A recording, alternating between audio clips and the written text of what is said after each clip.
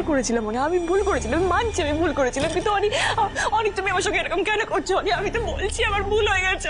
আমাকে আমাকে প্লিজ একটা লাস্ট সুযোগ দাও অনি, আমাকে একটা লাস্ট সুযোগ দাও, আমাকে প্রমাণ করতে হবে অনি, প্লিজ তুমি আমাকে একটা লাস্ট সুযোগ দাও প্লিজ।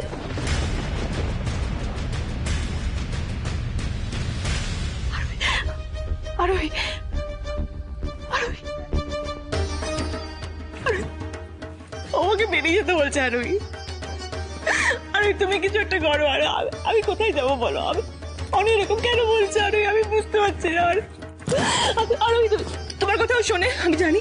তুমি তুমি একটু বোঝাও তো, কেউ কি সব বলছে, তাকাও না আমার দিকে আরোহী। আমার লাইফে তোমার কন্ট্রিবিউশন অনেক, এই পরিবারের জন্য তুমি অনেক কিছু করেছো। তুমি তুমি তুমি আমাকে সুস্থ করে তুলেছো, তারপরে আমি যখন স্বার্থপরের মতন আমার বাচ্চা মেয়েটাকে ছেড়ে চলে গেছিলাম, তুমি ওর মা হিসাবে ওকে ওকে যত্নদি করেছো, ওর মা হয়ে উঠেছো। আমি জানি সেই জন্য তোমাকে অনেক এতটা শ্রদ্ধা করে। তুমি আমাকে প্লিজ যাও, অনেকে কি বোঝাও, আমাকে যদি বাড়ি থেকে বের করতে হয় না, ভাবতেও পারছো না কি হবে।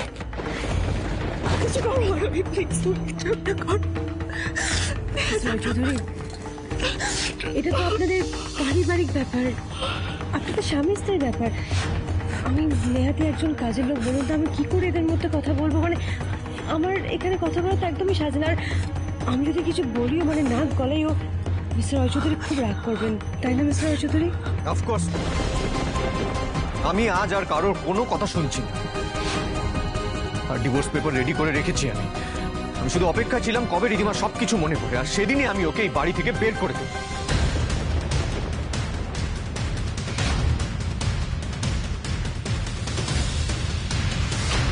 আমি ভুল করেছি অনি, আমি আমি বলছি তো আমি ভুল করেছি।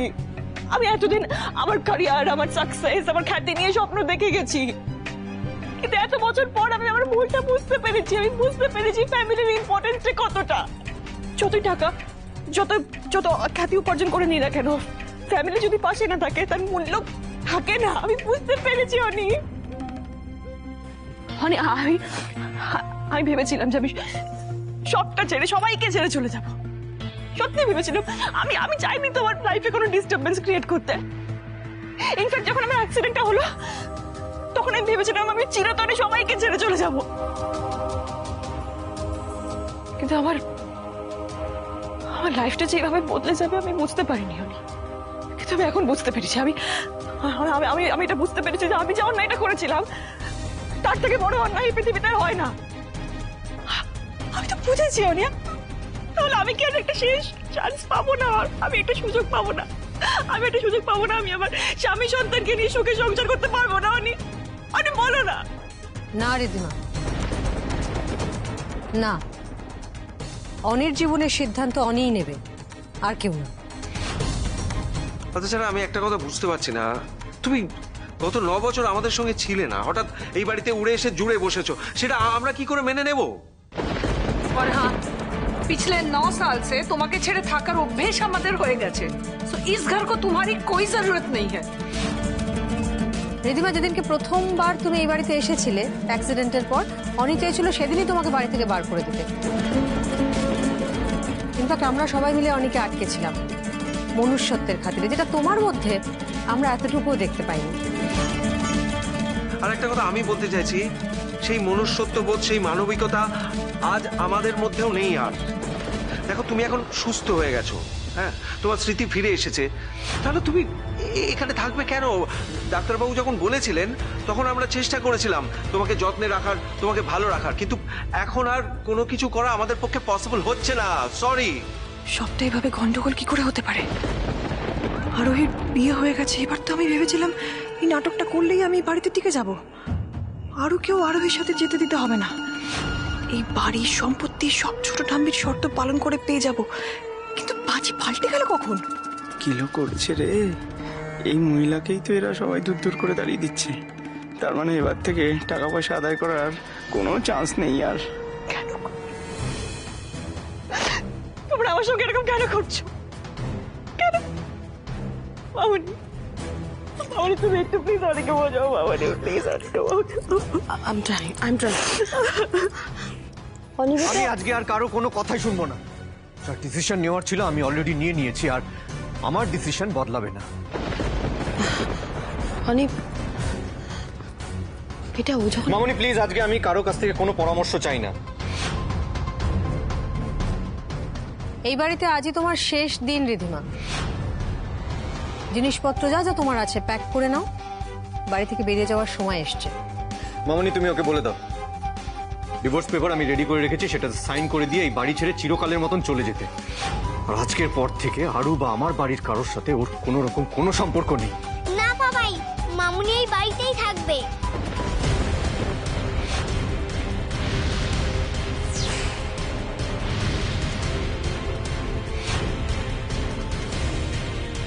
আমার ভালো মাকে সেটা আমি চয়েস করতে চাই বাবাই।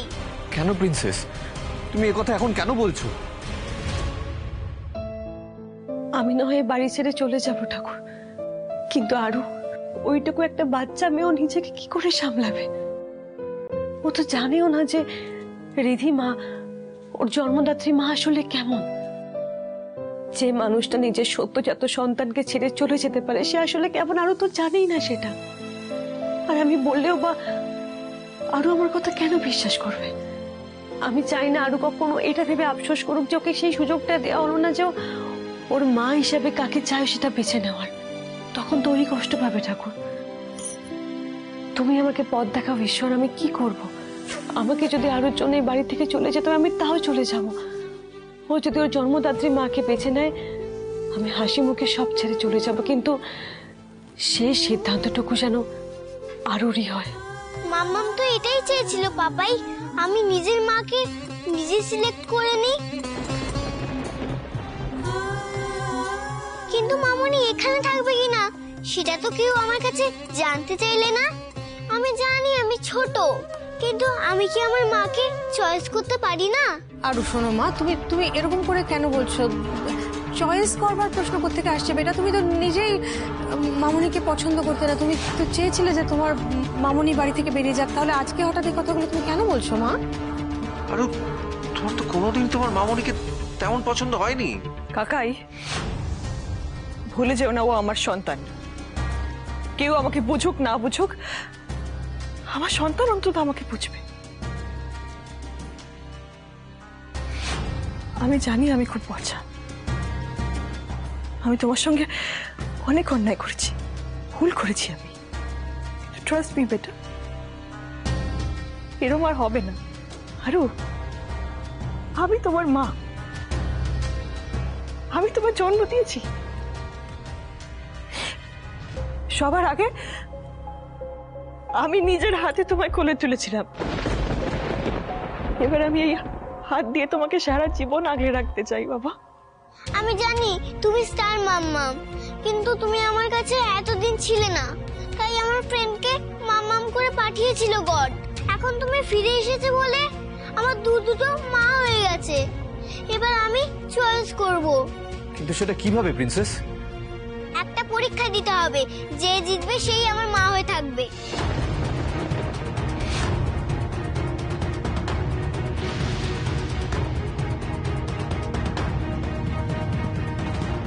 পরীক্ষা মানে? মানে আরো যে তোমাদের টাস্কগুলো দেবে সেটা তোমাদের সাকসেসফুলি করে দেখাতে হবে। যে পারবে তাকেই আরু মাম্মা বলে বেছে নেবে আর তার সাথে থাকবে। হ্যাঁ না আরু?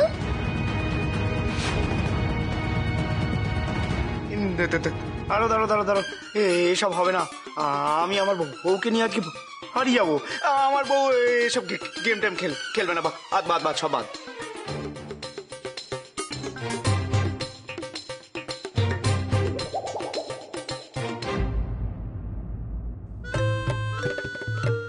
মানে তুমি এসো এদিকে, এসো, আমার সাথে কথা আছে। এসো এসো এসো এসো। তুমি এত তাড়াহুড়ো করছো কেন? একটু সবুর করো, সবুর করো। আর এই সবুর করার বদলে আমি তোমাকে 2 লাখ টাকা দেবো। হ্যাঁ, তুমি টাকাটা নিয়ে আপাতত বাড়ি চলে যাও, তারপর পরে অষ্টমঙ্গলার নাম করে বরঞ্চ আরুইকে একবার বাড়িতে নিয়ে যেও। আর দেখো মানিক, তুমি খুব ভালো করে জানো যে আমি আমার মেয়েকে কতটা ভালোবাসি। আমার মেয়ের জন্য আমি সব করতে পারি মানিক। আমার মেয়ে যখন চাইছে যে মিস আরোহী এই বাড়িতে থাকবে তখন এই বাড়িতে ওনাকে থাকতেই হবে। আমার মেয়ে ভালোবেসে কাকে নিজের মা বলে স্বীকার করে নিচ্ছে সেটা জানাটা আমাদের সবার জন্য অত্যন্ত জরুরি। তাহলে আমি একটা কাজ করি, আমি না আমার মাকে এটা ফোন করে জিজ্ঞাসা করিনি। হ্যাঁ এতে হ্যালো মা। আরে মানকে, হ্যাঁ বল বল, বলছি কখন আসবি? আরে দেখো না, এখানে না একটা এলো হয়ে গেছে। কি হচ্ছে মানিক?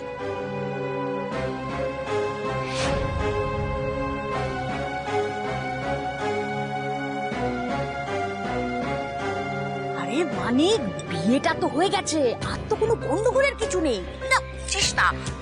লক্ষ্মী নিজে যখন তোর ঘরে আসতে চাইছে মানিক, তাকে কি কখনো ফিরিয়ে দেয়? তাকে নিয়ে নে, নিয়ে নে। কিন্তু আরো ওরে বাবা, আরোহীকে আমরা আমাদের বাড়িতে না হয় নিয়ে আসবো, আর আরো যদি তখন চায় আরোহীর সঙ্গে থাকতে, তাহলে সেই সুযোগে আমরা অনিদের কাছ থেকে আরো কিছু টাকা আদায় করবো। ওরে, রিদ্ধিমার কাছ থেকে এখন তো আর আমাদের কিছু পাওয়ার নেই, তুই একটু বুঝতে চেষ্টা কর এটা। ঠিক বলেছো, কিছু পাওয়ার নেই, আমি এবার তাই করছি। হ্যাঁ ঠিক আছে, রাখো তুমি।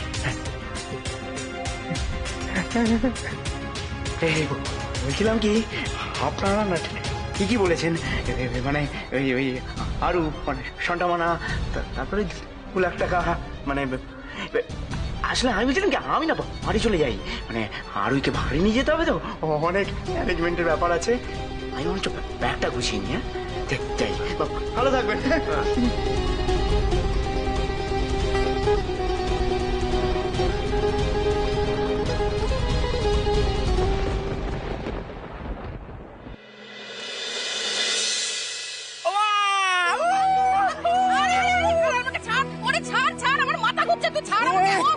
মাথা তো আমারও ঘুরে গেছিল মা, ওই বাড়ি দেখে, ওই বাড়িতে থেকে।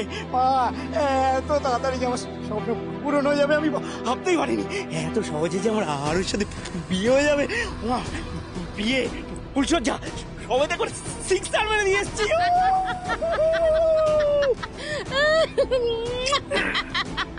তুই হলি আমার ছেলে মানিক, আমি জানতাম তুই পারবি, তুই পারবি। হ্যাঁ, তুই হলি গ্রামের মোড়লের ছেলে। ওরে, শান্তি মণ্ডলের কাছে অসম্ভব বলে যেমন কিছু হয় না, তেমন তোর কাছেও কিছু হতে পারে না, আমি জানতাম। মানিক, ছোট্টবেলা থেকে তুই যে জিনিসের উপর হাত রেখেছিস সেটাই তোর হয়েছে। হ্যাঁ, তাহলে আজকে ওই আরোহী তোর হবে না, এটা কেমন করে হয়? মানে নিশ্চয়ই হবে, আমি জানতাম হবে।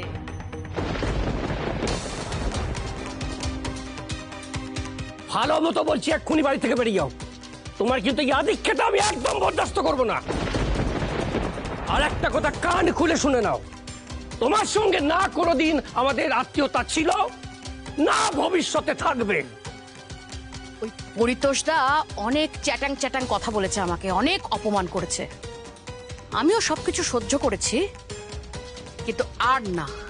মানিক, তুই তো সাকরেদদের খবর দে, কালকেই আমি ব্যান্ড পার্টি বাজাতে বাজাতে পরিতোষদার বাড়িতে গিয়ে পরিতোষদাকে নিজে খবরটা দেব। পরিতোষদা, পরিতোষদা, আমার বেয়াই হওয়ার মিষ্টিটা যে এবার তোমাকে খেতেই হবে পরিতোষদা।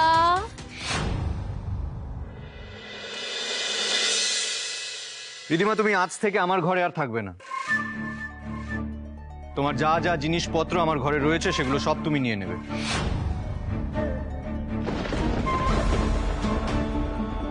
তোমার কিছু মনে ছিল না বলে, আর তার সাথে সাথে ডাক্তারও আমাদেরকে বলেছিল যাতে আমরা এমন কিছু না করি, এমন কিছু না বলি যাতে তুমি হার্ট হও। সেই কারণে আমি তোমার সাথে আমার রুম শেয়ার করতে রাজি হয়েছিলাম।